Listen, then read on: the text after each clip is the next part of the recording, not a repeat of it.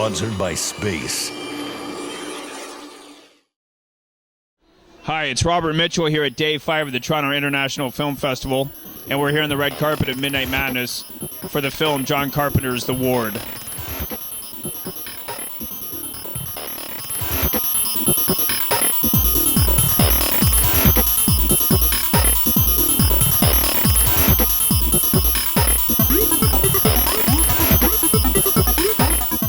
How are you doing tonight at Midnight? How are you? You're still up. Look at you. Can you tell us about your character in the film?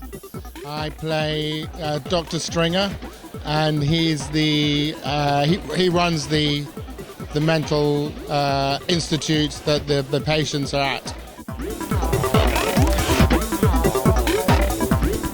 I play Roy. I'm the main orderly, kind of the guard dog of the ward, and kept all these beautiful women in the cast in line. What a job.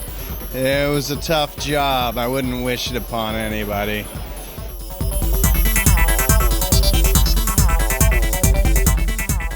I play Zoe. She's the infant of the group. She's the baby and, the kid.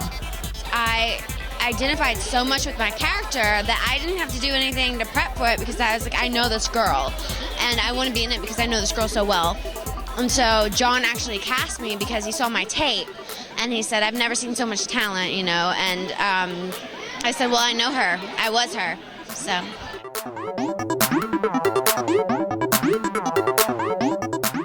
I play Iris, who is an art student and very into drawing, and she's very ambitious and very driven to escape the ward, and wants to play nice and wants everyone to play nice and just focus on getting out.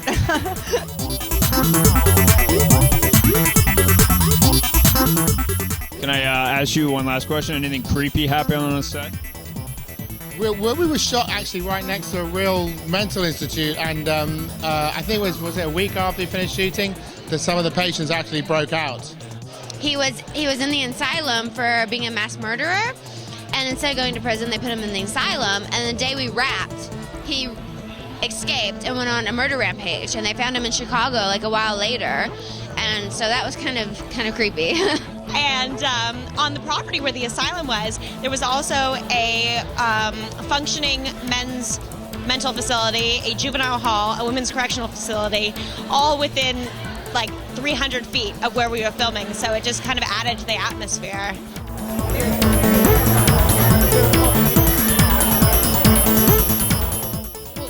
John's a real pro. I mean, you don't miss that for a second. I think that it was really good to work with somebody that you knew had your back, and sometimes as an actor you forget that and you can let your insecurities or nerves take a hold of you, and with John I didn't have any of that. I just knew that he was paying attention even when it didn't seem like he was. He let you know he was, and I was so impressed by him. I have the most respect for him.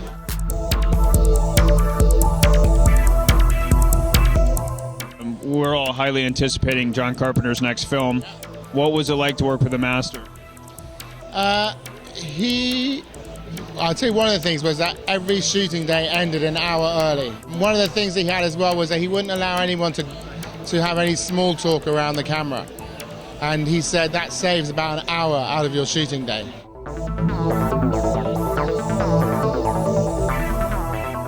John Carpenter, so well respected, such a great director. You had this amazing opportunity to work with him. What was it like to work with one of the masters of genre cinema? I saw some of John Carpenter's first films, Halloween, The Thing, when I was like 7, 8 years old, and it was a dream come true. He is true, strong man of few words. I waited every day for just and that meant I did a good job.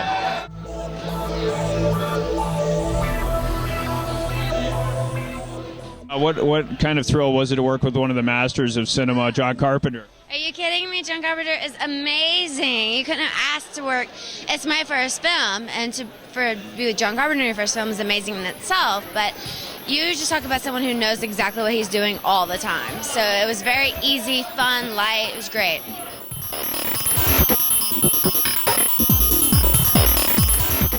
Working with John was just such a delight. I have to say, it was probably some of the easiest hours we'd ever done. John is so specific. He knows exactly what he wants, and when you get it, you move on. And it was just such a wonderful experience to be on set and to collaborate with him.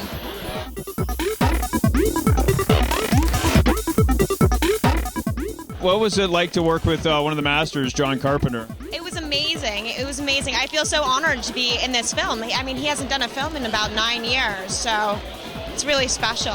It's really special. And he's great. He's very laid back, and he's very much like a cowboy.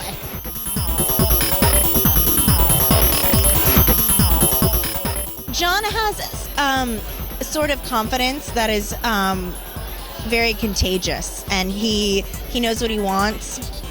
There's no question about anything. It's nice to come onto a set where there's no chaos, there's no questions in the air. It's like, this is what we're doing, this is what we're doing, and it feels good for an actor to feel like you're in good hands. So that's kind of what it was like.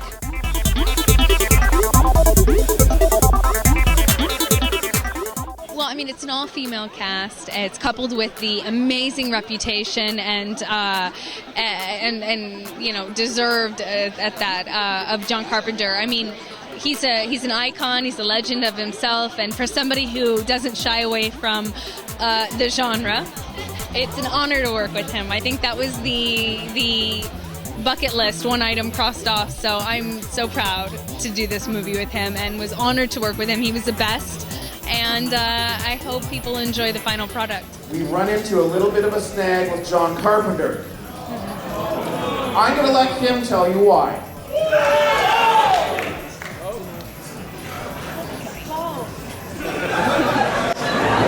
Hi, I'm John Carpenter.